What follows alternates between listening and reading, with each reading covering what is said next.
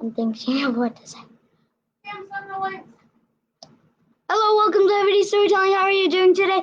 We are going to be reading the Bible. We are not going to be doing the joke of the day. We don't need to say that. Because the show is like and yeah. So and Kim is going to send the links, then she's going to do the synopsis, which we don't have to do. And she can if she wants, but then we're gonna try to read 20,000 Leagues Under the Sea. Right, Dad? Yes. There's Daddy. Which, as I said yesterday, I was very pleased to note that 20,000 Leagues Under the Sea is actually a serial novel that was written from 1869 to 1870, which is actually, it might be right around when the unification of Germany was happening, and there was a war between Germany and France that happened right after that. So I don't know if that influenced the book in any way, or if we'll notice that maybe later on as we get to the portions when the war was probably ensuing. That would be interesting to note. However, I would like to point out that these serialized novels were very famous in the late 1800s. I don't know the early 1900s, but for sure the late 1800s, they were very, very famous. Another author, Alexandre Dumas, was very famous for having written several of them, including the Three Musketeers, and I think that the Man in the Iron Mask was also written as a serialized novel. So, without further ado, we're going to begin with our Bible time. And I, for some reason, am... There it is. And I think that I actually have it in my... Yes. All right, there's the link. And we're going to start with Genesis chapter 29. Which we did not finish yesterday, so we'll go ahead and start it over again.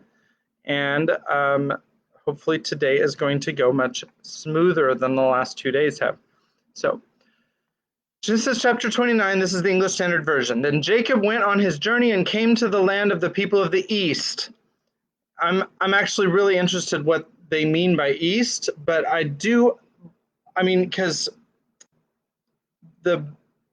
the city that he went to, Haran, is actually not in the east. It's actually north from where Canaan is. And so, but because it's along the Euphrates River, that may be considered the east because it's linked to Babylon and all that and everything. So that's kind of that's my theory. Anyway, I'm going to start over. Jacob went on his journey and came to the land of the people of the east. As he looked, he saw a well in the field, and behold, 3 flocks of sheep lying beside it. For out of that well the flocks were watered. The stone on the well's mouth was large, and when all the flocks were gathered there, the shepherds would roll the stone from the mouth of the well and water the sheep, and put the stone back in its place over the mouth of the well. Jacob said to them, "My brothers, where do you come from?" They said, "We are from Haran." He said to them, "Do you know Laban, the son of..." Sorry, I just got some kind of pop-up came up. "Do you know Laban, the son of Nahor?" They said, "We know him." He said to them, "Is it well with him?" They said, "It is well. And see, Rachel, his daughter, is coming with the sheep." He said, "Behold, it is still high day. It is not time for the livestock to be gathered together. Water the sheep and go pasture them." But they said, "We cannot until all the flocks..." Just a minute. Okay. Until all the... Crud. Until... We cannot until all the flocks... I lost my place. Are gathered together, and the stone is rolled from the mouth of the well. Then we water the sheep. While he was still speaking with them, Rachel came with her father's sheep, for she was a shepherdess. Now, as soon as Jacob saw Rachel, the daughter of Laban, his mother's brother, and the sheep of Laban, his mother's brother, Jacob came near and rolled the stone from the well's mouth and watered the flock of Laban, his mother's brother. Then Jacob kissed Rachel and wept aloud. And Jacob told Rachel that he was her father's kinsman, and that he was Rebekah's son. And she ran and told her father. As soon as Laban heard the news about Jacob, his sister's son, he ran to meet him and embraced him and kissed him and brought him to his house. Jacob told Laban all these things. And Laban said to him, "Surely you are my bone and my flesh." And he stayed with him a month. Then Laban said to Jacob, "Because you are my kinsman, should you therefore serve me for nothing? Tell me, what shall your wages be?"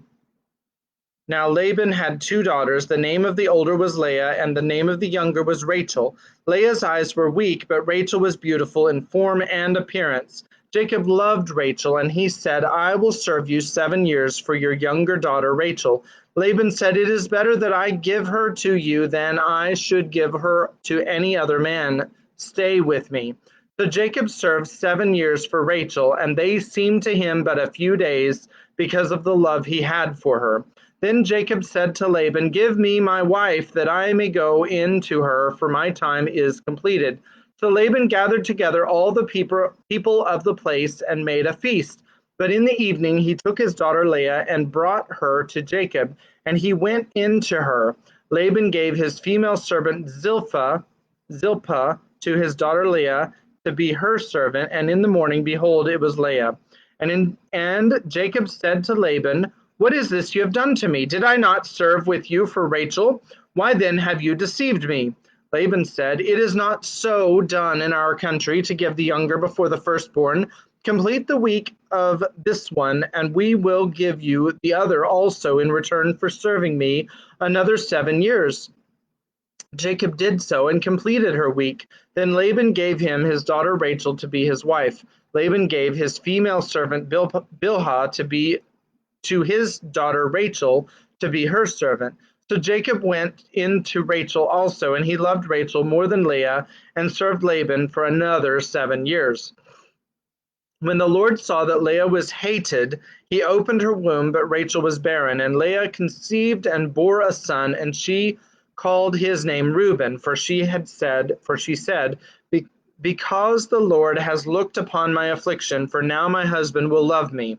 She conceived again and bore a son, and said, "Because the Lord has heard that I am hated, he has given me this son also." And she called his name Simeon.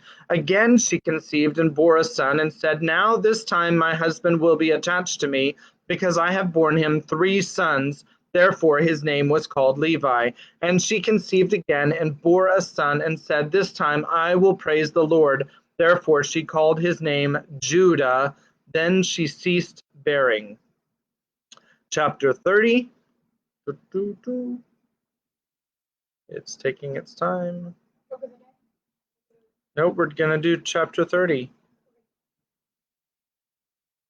If chapter 30 will load.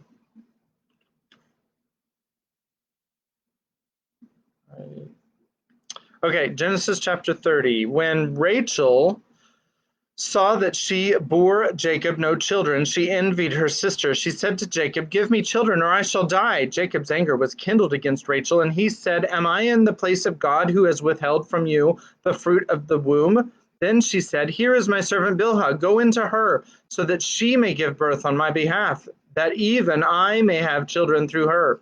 So she gave him her servant Bilhah as a wife, and Jacob went in to her. And Bilhah conceived and bore Jacob a son. Then Rachel said, "God has judged me, and has also heard my voice, and given me a son." Therefore she called his name Dan. Rachel's servant Bilhah conceived again and bore Jacob a second son. Then Rachel said, "With mighty wrestlings I have wrestled with my sister, and have prevailed." So she called his name Naphtali. When Leah saw that she had ceased bearing children, she took her servant Zilpah and gave her to Jacob as a wife. Then Leah's servant Zilpah bore Jacob a son, and Leah said, "Good fortune has come." So she called his name Gad. Leah's servant Zilpah bore Jacob a second son, and Leah said, "Happy am I, for women have called me happy." So she called his name Asher. In the days of wheat harvest, Reuben went and found mandrakes in the field and brought them to his mother Leah. Then Rachel said to Leah, "Please give me some of your son's mandrakes." But she said to her, "Is it a small matter that you have taken away my husband? Would you take away my son's mandrakes also?" Rachel said, "Then he may lie with you tonight in exchange for your son's mandrakes." When Jacob came from the field in the evening, Leah went out to meet him and said, "You must come in to me, for I have hired you with my son's mandrakes." So he lay with her that night, and God listened to Leah, and she conceived and bore Jacob a fifth son. Leah said, "God has given me my wages because I gave my servant to my husband." So she called his name Issachar. And Leah conceived again, and she bore Jacob a sixth son. Then Leah said, "God has endowed me with a good endowment. Now my husband will honor me, because I have borne him six sons." So she called his name Zebulun. Afterward she bore a daughter and called her name Dinah. Then God remembered Rachel, and God listened to her and opened her womb. She conceived and bore a son, and said, "God has taken away my reproach." And she called his name Joseph, saying, "May the Lord add to me another son." So as soon as Rachel had borne Joseph, Jacob said to Laban, "Send me away, that I may go to my own home and country. Give me my wives and my children, for whom I have served you, that I may go, for you know the service that I have given you." But Laban said to him, "If I have found favor in your sight, I have learned by divination that the Lord has blessed me because of you. Name your wages, and I will give it." Jacob said to him, "You yourself know how I have served you, and how your livestock has fared with me. For you had little before I came, and it has increased abundantly, and the Lord has blessed you wherever I turned. But now when shall I provide for my own household also?" He said, "What shall I give you?" Jacob said, "You shall not give me anything. If you will do this for me, I will again pasture your flock and keep it. Let me pass through all your flock today, removing from it every speckled and spotted sheep, and every black lamb, and the spotted and speckled among the goats, and they shall be my wages. So my honesty will answer for me later, when you come to look into my wages with you. Every one that is not speckled and spotted among the goats, and the black among the lambs, if found with me, shall be counted stolen." Laban said, "Good, let it be as you have said." But that day Laban removed the male goats that were striped and spotted, and all the female goats that were speckled and spotted, every one that had white on it, and every lamb that was black, and put them in the charge of his sons. And he set a distance of 3 days' journey between himself and Jacob pastured the rest of Laban's flock. Then Jacob took fresh sticks of poplar and almond and plane trees, and peeled white streaks in them, exposing the white of the sticks. He set the sticks that he had peeled in front of the flocks in the troughs, that is, the watering places where the flocks came to drink. And since they bred when they came to drink, the flocks bred in front of the sticks, and so the flocks bred forth striped, speckled, and spotted. And Jacob separated the lambs, and set the faces of the flocks toward the striped and all the black in the flock of Laban. He put his own droves apart, and did not put them with Laban's flock. Whenever the stronger of the flock were breeding, Jacob would lay the sticks in the troughs before the eyes of the flock, that they might breed among the sticks. But for the feebler of the flock, he would not lay them there. So the feebler would be Laban's, and the stronger Jacob's. Thus the man increased greatly, and had large flocks, female servants, male servants, and camels and donkeys. The next chapter is chapter 31. And Rebecca said, "Hi guys, just wanted to be able to say hi. I'm not going to be able to watch live tonight due to my homework. Sorry guys." So I'm sorry about that. I hope that you get to watch it later. We are obviously going to put this on the live stream. No, I don't want to update. The problem is that I keep getting this is what takes so long to, just 1 minute, to get the thing started. Daniel, I don't know that you have permission to be here.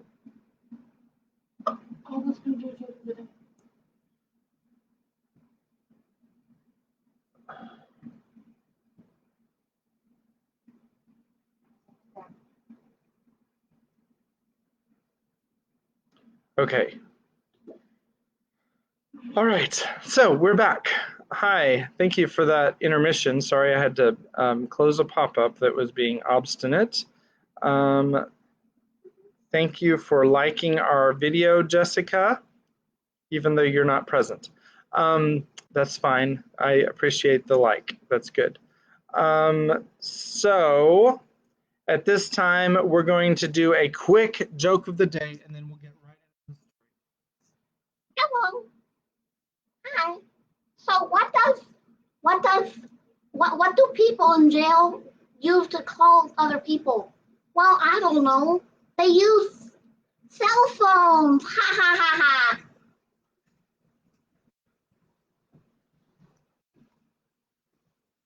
All right, people in jail use cell phones to call other people. That's pretty funny. Okay, so here we are. This is chapter 7, which we actually started a couple of days ago, but we didn't get to finish this chapter because we had some issues. We had some technical difficulties. So I'm going to go ahead and, just for the continuity and for the sake of doing the records of the archiving quality, we're going to go ahead and start chapter 7 over again. But if you've already listened to it, then you can probably skip a couple of minutes, and if it's really that boring for you and you don't want to listen. But everybody in the house right now that I'm actually reading to has to listen. So let's get over it. All right. So chapter 7, an unknown species of whale. The first word is this, and here we go. This unexpected fall so stunned me, remember he fell off of the ship, so stunned me that I have no clear recollection of my sensations at the time. I was at first drawn down to a depth of about 20 feet. I am a good swimmer, though without pretending to rival Byron or Edgar Poe, who were masters of the art. And in that plunge I did not lose my presence of mind. 2 vigorous strokes brought me to the surface of the water. My first care was to look for the frigate. Had the crew seen me disappear? Had the Abraham Lincoln veered around? Would the captain put out a boat? Might I hope to be saved? The darkness was intense. I caught a glimpse of a black mass disappearing in the east, its beak and lights dying out in the distance. It was the frigate. I was lost. Okay, sorry. Help! Help! I shouted, swimming towards the Abraham Lincoln in desperation. My clothes encumbered me. They seemed glued to my body and paralyzed my movements. I was sinking. I was suffocating. Help! This was my last cry. My mouth filled with water. I struggled against being drawn down by the abyss.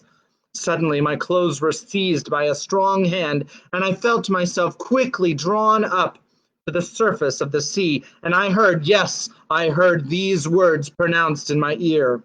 If Master would be so good as to lean on my shoulder, Master would swim with much greater ease. I seized with one hand my faithful Consul's arm. Is it you? I said. You? Myself, answered Consul, and waiting my master's orders. That shock threw you as well as me into the sea. No, but being in my master's service, I followed him. The worthy fellow thought that was but natural. And the frigate? I asked. The frigate, replied Consul, turning on his back. I think that master had better not count too much on her. You think so? I say that at the time I threw myself into the sea, I'm having a lot of movement going on. I heard the men at the wheel say, the screw and the rudder are broken. Broken? Yes, broken by the monster's teeth. It is the only injury the Abraham Lincoln has sustained, but it is a bad lookout for us. She no longer answers her helm. Then we are lost. Perhaps so, calmly answered Consul. However, we still have several hours before us, and one can do a good deal in some hours. Consul's imperturbable coolness set me up again. I swam more vigorously, but, cramped by my clothes, which stuck to me like a leaden weight, I felt great difficulty in bringing up. Consul saw this. Will master let me make a slit? said he, and slipping an open knife under my clothes, he ripped them up from top to bottom very rapidly. Then he cleverly slipped them off me while I swam for both of us.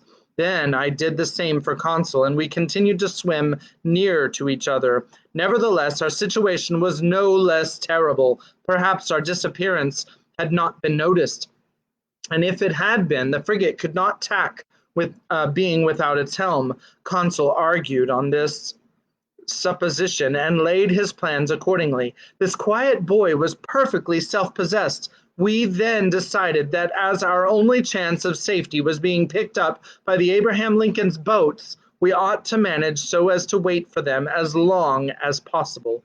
I resolved then to husband our strength so that both should not be exhausted at the same time, and this is how we managed.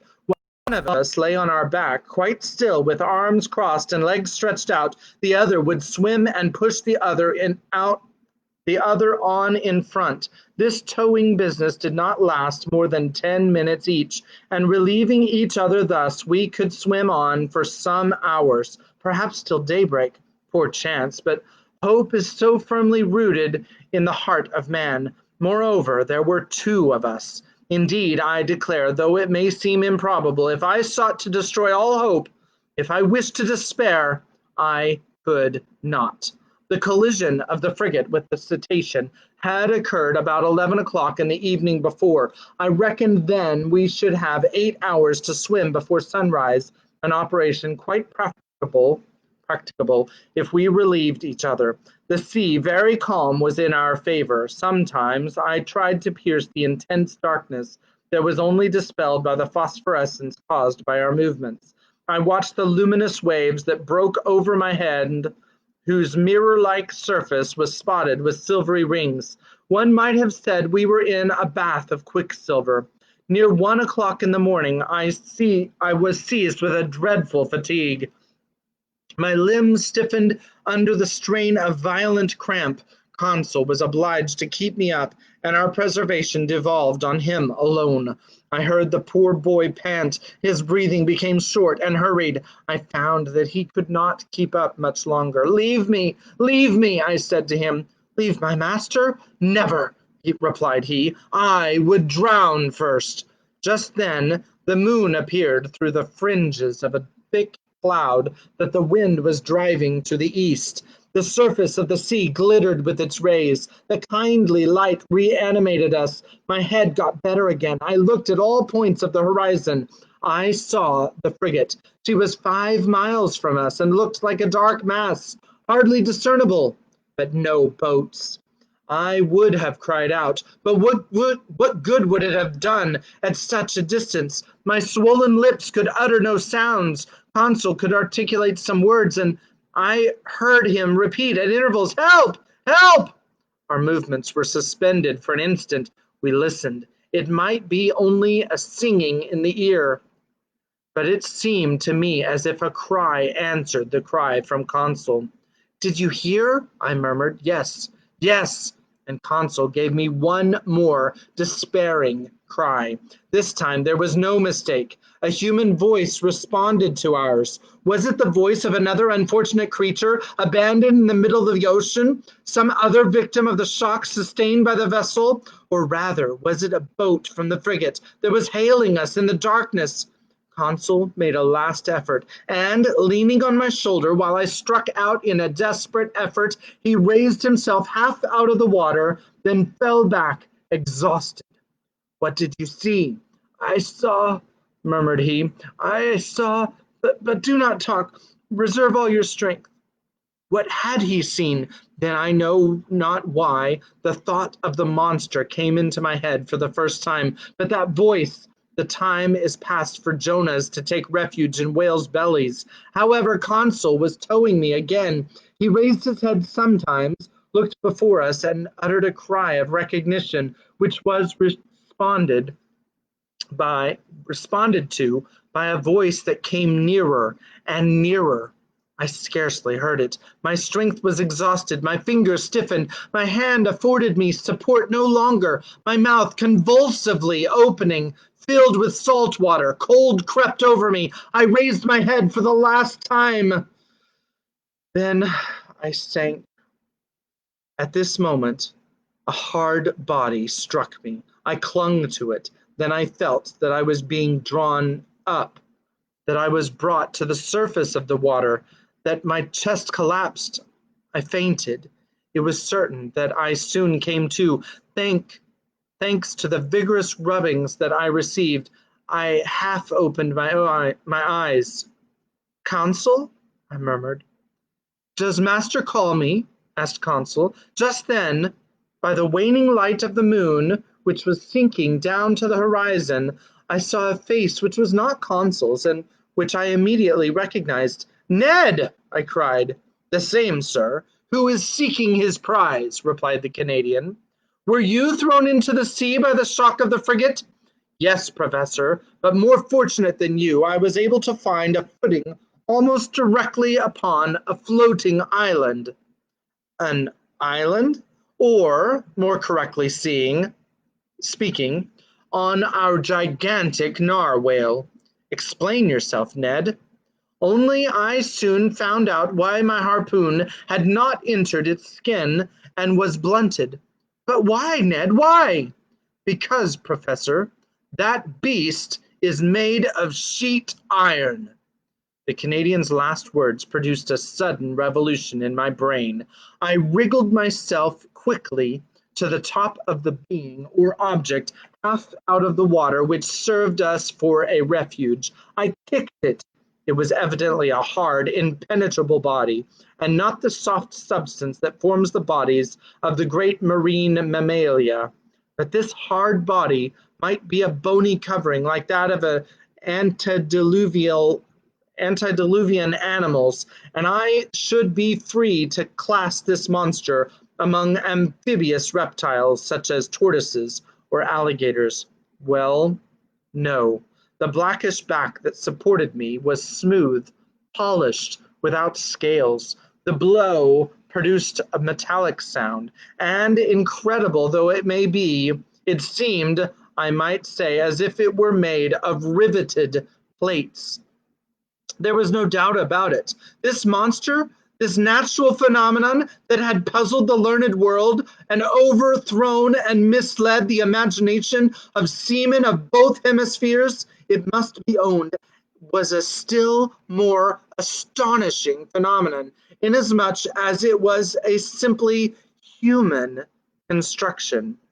We had no time to lose, however. We were lying upon the back of a sort of submarine boat, which appeared, as far as I could judge, like a huge fish of steel. Ned Land's mind was made up on this point. Consul and I could only agree with him. Just then a bubbling began at the back of this strange thing, which was evidently propelled by a screw, and it began to move. We had only just time to seize hold of the upper part, which rose about 7 feet out of the water, and happily its speed was not great. As long as it sails horizontally, muttered Ned Land, I do not mind, but if it takes a fancy to dive, I would not give 2 straws for my life. The Canadian might have said still less. It became really necessary to communicate with the beings, whatever they were, shut up inside the machine. I searched all over the outside for an aperture, a panel, a manhole, to use a technical expression, but the lines of the iron rivets, solidly driven into the joints of the iron plates, were clear and uniform. Besides, the moon disappeared then and left us in total darkness. At last, this long night passed. My indistinct remembrance prevents my describing all the impressions it made. I can only recall one circumstance. During some lulls of the wind and sea, I fancied I heard several times vague sounds, a sort of fugitive harmony produced by words of command. What was, then, the mystery of this submarine craft, of which the whole world vainly sought an explanation? What kind of beings existed in this strange boat? What mechanical agent caused its prodigious speed? Daybreak appeared. The morning mists surrounded us, but they soon cleared off. I was about to examine the hull, which formed on deck a kind of horizontal platform, when I felt it gradually sinking. "Oh, confound it!" cried Ned Land, kicking the resounding plate. "Open, you inhospitable rascals!" Happily, the sinking movement ceased. Suddenly, a noise like ironworks violently pushed aside came from the interior of the boat. One iron plate was moved. A man appeared, uttered an odd cry, and disappeared immediately. Some moments after, 8 strong men with masked faces appeared noiselessly and drew us down into their formidable machine. Chapter 8 is called Mobilis in Mobile, which I have to say must be Latin. So, Jessica, since you know Latin better than any of us, if you could go ahead and give us that translation. That's Mobilis in Mobile. I will type it in. Mobilis in Mobile. I think that's how it's. Yes.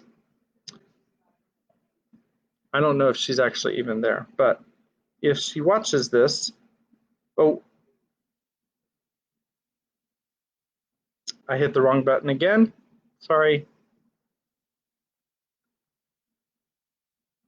Do, do, do, do, do, do.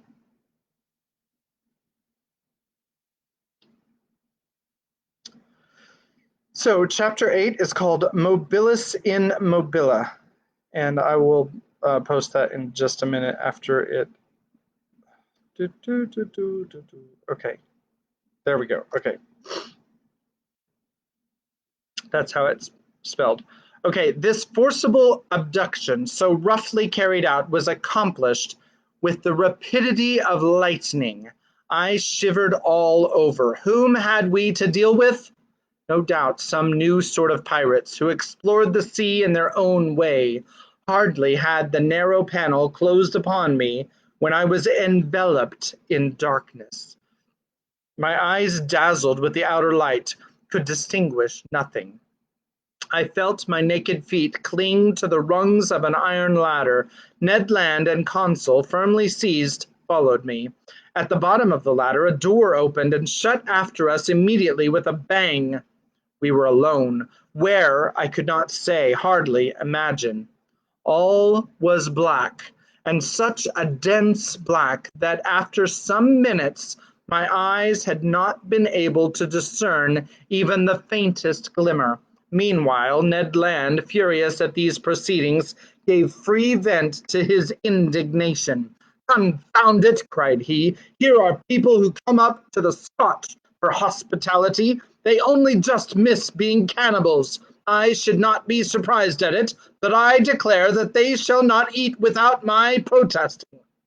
"Calm yourself, friend Ned, calm yourself," replied Consul quietly. "Do not cry out before you are hurt. We are not quite done for yet." "Not quite," sharply replied the Canadian, "but pretty near at all events. Things look black. Happily, my bowie knife I have still, and I can always see well enough to use it. The first of these pirates who lays a hand on me—" "Do not excite yourself, Ned." There's a reference to Bowie, who was a hero of the Alamo, by the way. "Do not excite yourself, Ned," I said to the harpooner, "and do not compromise us by useless violence. Who knows that they will not listen to us? Let us rather try to find out where we are." I groped about. In 5 steps I came to an iron wall made of plates bolted together. Then, turning back, I struck against a wooden table near which were ranged several stools. The boards of this prison were concealed under a thick mat which deadened the noise of the feet. The bare walls revealed no trace of window or door. Consul, going round the reverse way, met me, and we went back to the middle of the cabin, which measured about 20 feet by 10. And as to its height, Ned Land, in spite of his own great height, could not measure it. Half an hour had already passed without our situation being bettered, when the dense darkness suddenly gave way to an extreme light.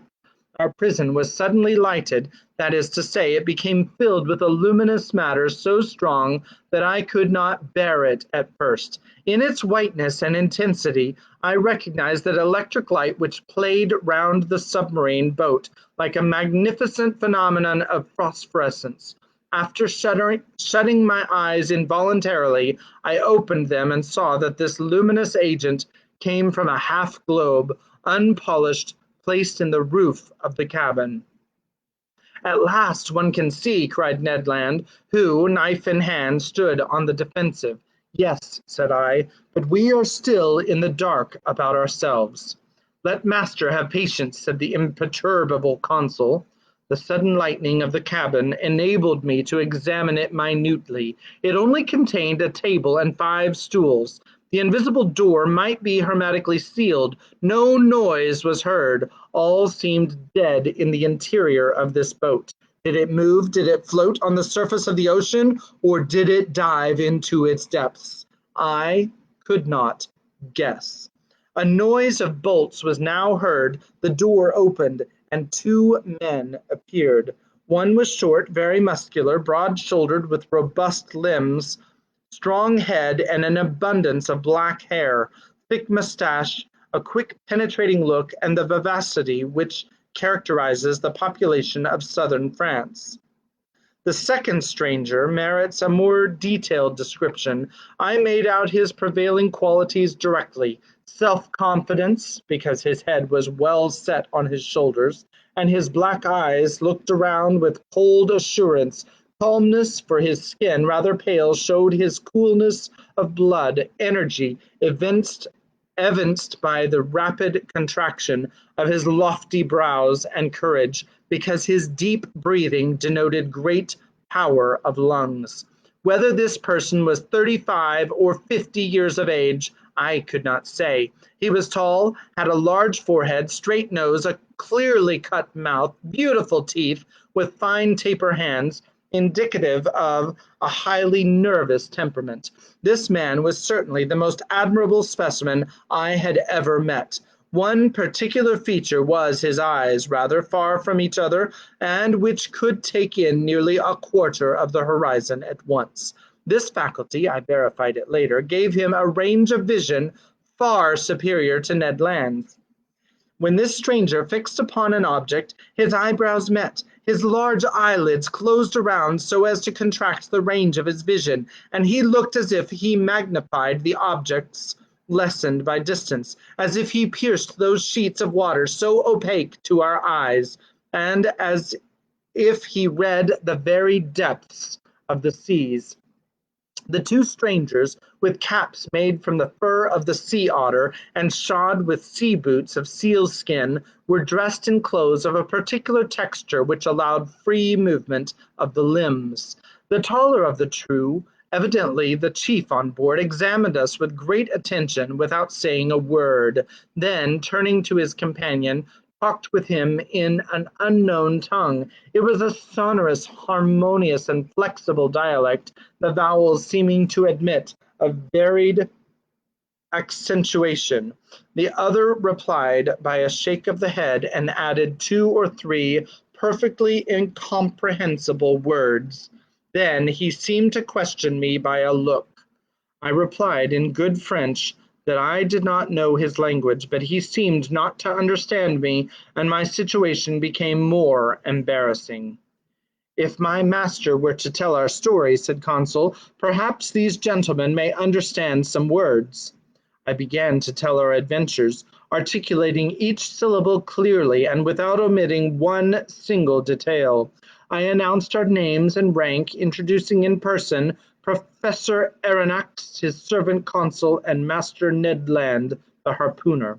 The man with the soft, calm eyes listened to me quietly, even politely, and with extreme attention, but nothing in his countenance indicated that he had understood my story. When I finished, he said not a word. There remained one resource: to speak English. Perhaps they would know this language, this almost universal language.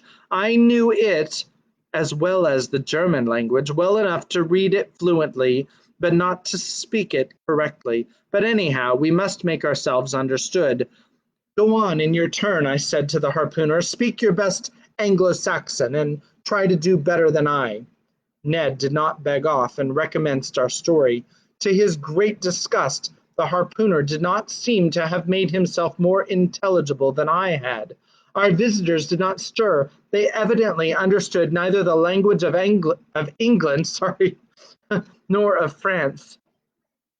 Of England, sorry. Very much embarrassed, after having vainly exhausted our speaking resources, I knew not what part to take, when Consul said, If master will permit me, I will relate it in German.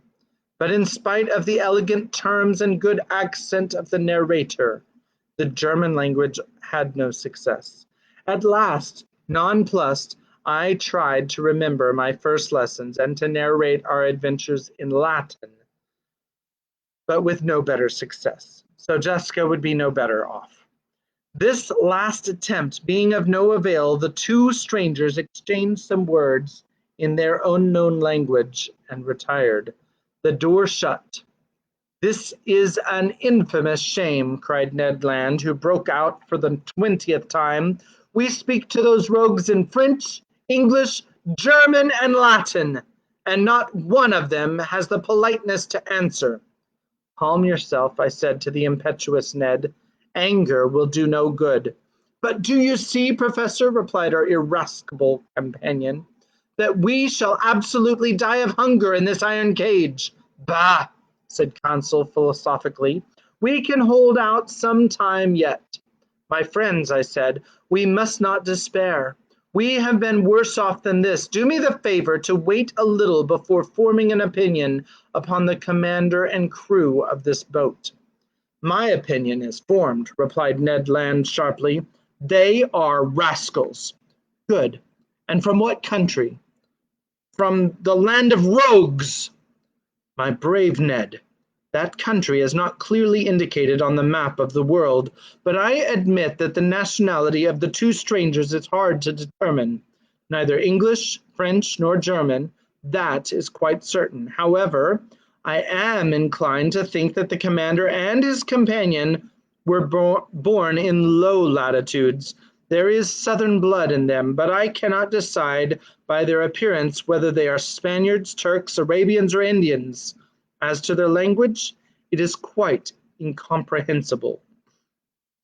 There is the disadvantage of not knowing all languages, said Consul, or the disadvantage of not having one universal language.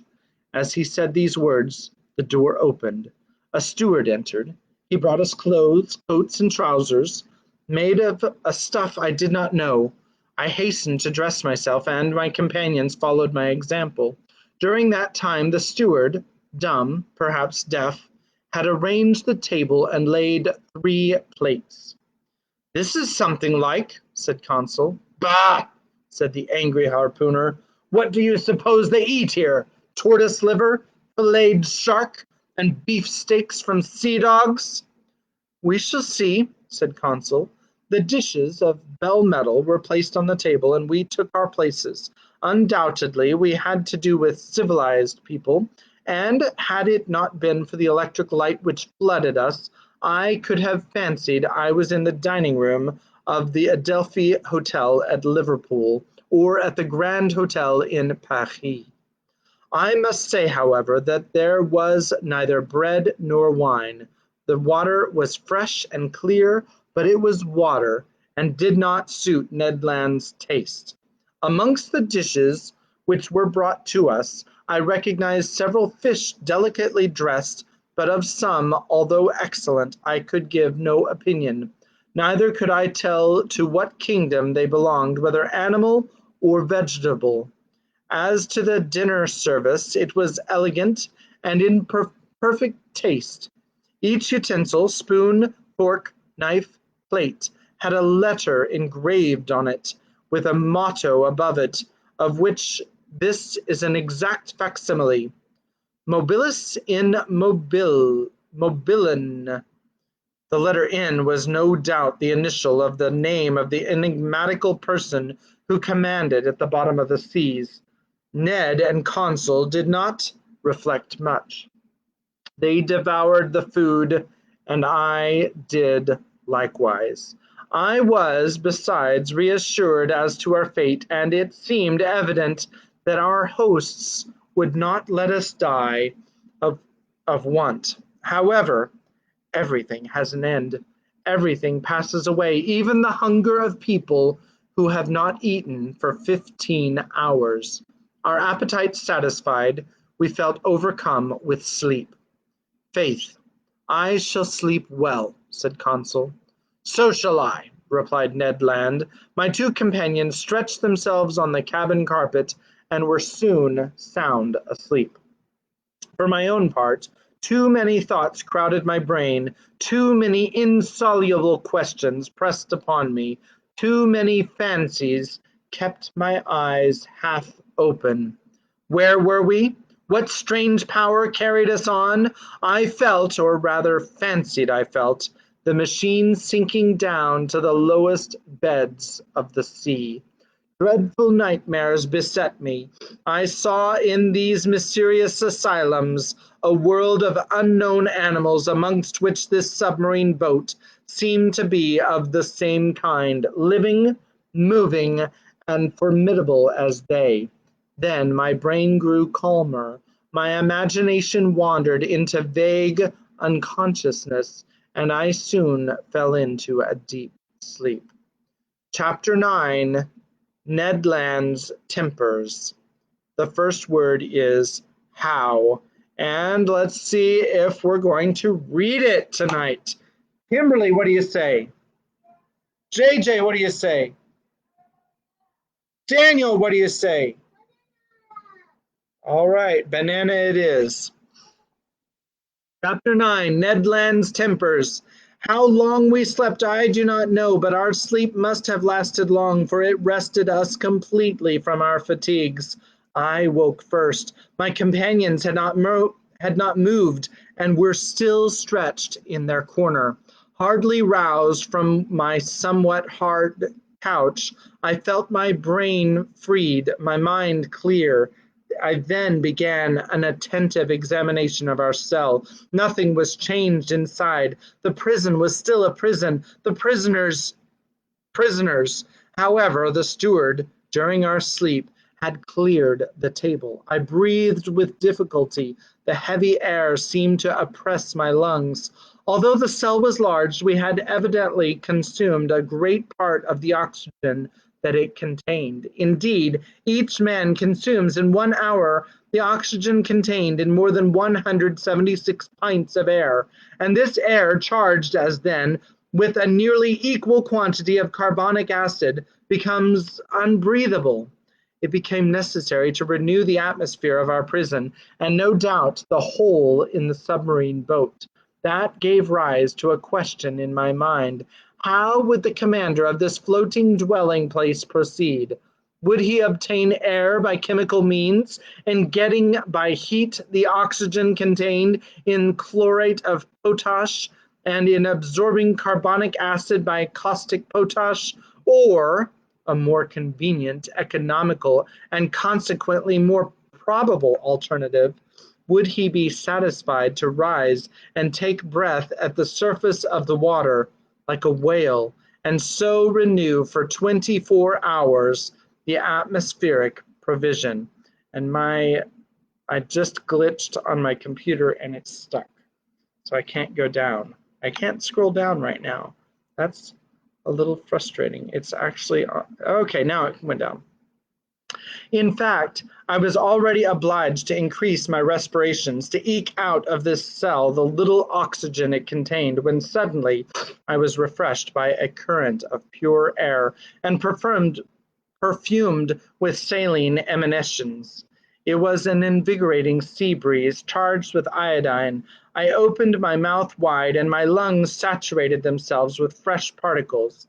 At the same time, I felt the boat rolling.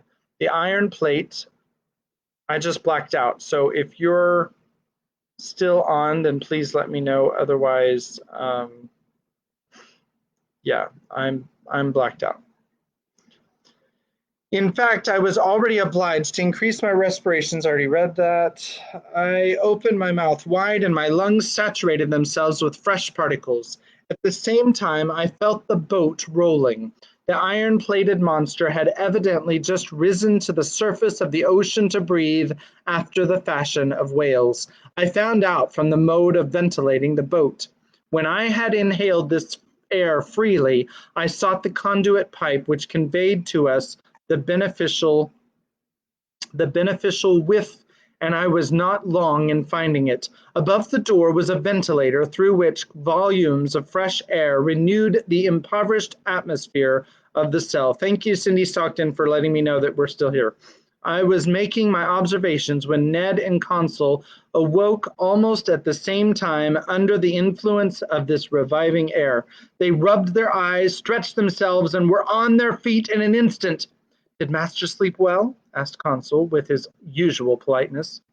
Very well, my brave boy. And you, Mr. Land? Soundly, Professor. But I don't know if I am right or not. There seems to be a sea breeze. A seaman could not be mistaken, and I told the Canadian all that had passed during his sleep. Good, said he. That accounts for those roarings we heard when the supposed narwhal sighted the Abraham Lincoln. Quite so, Master Land. It was taking a breath. Only, Monsieur Aronnax, I have no idea what o'clock it is unless it is dinner time. Dinner time? My good fellow, say rather breakfast time, for we certainly have begun another day. So, said Consul, we have slept 24 hours? That is my opinion. I will not contradict you, replied Ned Land, but dinner or breakfast, the steward will be welcome, whichever he brings. Master Land, we must conform to the rules on board, and I suppose our appetites are in advance of the dinner hour. That is just like you, friend Consul, said Ned impatiently. You are never out of temper, always calm. You would return thanks before grace and die of hunger rather than complain.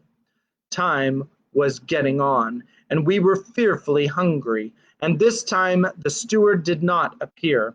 It was rather too long to leave us if they really had good intentions toward us. Ned Land, tormented by the cravings of hunger, got still more angry, and notwithstanding his promise, I dreaded an explosion when he found himself with one of the crew. For 2 hours more, Ned Land's temper increased. He cried, he shouted, but in vain. The walls were deaf. There was no sound to be heard in the boat. All was still as death. It did not move, for I should have felt the trembling motion of the hull under the influence of the screw. Plunged in the depths of the waters, it belonged no longer to earth. The silence was dreadful. I felt terrified. Consul was calm.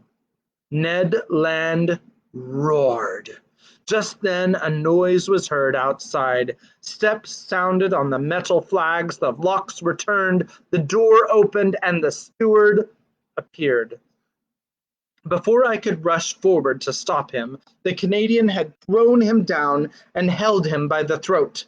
The steward was choking under the grip of his powerful hand. Consul was already trying to unclasp the harpooner's hand from his half-suffocated victim, and I was going to fly to the rescue when suddenly I was nailed to the spot by hearing these words in French. Be quiet, Master Land, and you, Professor, will you be so good as to listen to me? And chapter 10 is called The Man of the Seas, and the first word is it. Who's still with me? Everybody's ready. I'm just seeing how long it is. Wow, this one's getting kind of long. So, yeah, I'm still scrolling, just so you know. So we are going to stop right there for tonight because there is no way that I'm going to get through this chapter and be anywhere close to an hour. So I hope that you enjoyed tonight's story, and we will bring you another story again tomorrow night, The 20,000 Leagues Under the Sea, and we will see you tomorrow night. God bless you. Bye.